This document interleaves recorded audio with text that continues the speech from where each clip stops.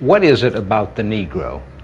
I mean, every other group that came as an immigrant somehow, not easily, but somehow got around it. Is it just the fact that Negroes are black? White America must see that no other ethnic group has been a slave on American soil. That is one thing that other immigrant groups haven't had to face.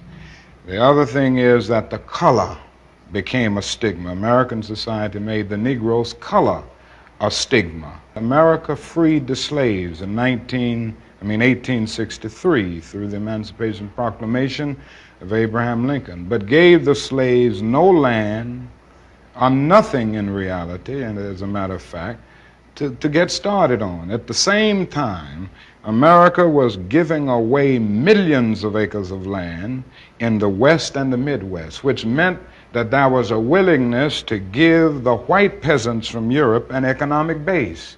And yet it refused to give its black peasants from Africa, who came here involuntarily in chains and had worked free for 244 years, any kind of economic base. And so emancipation for the Negro was really freedom to hunger. It was freedom to the winds and rains of heaven. It was freedom without food to eat or land to cultivate, and therefore it was freedom and famine at the same time.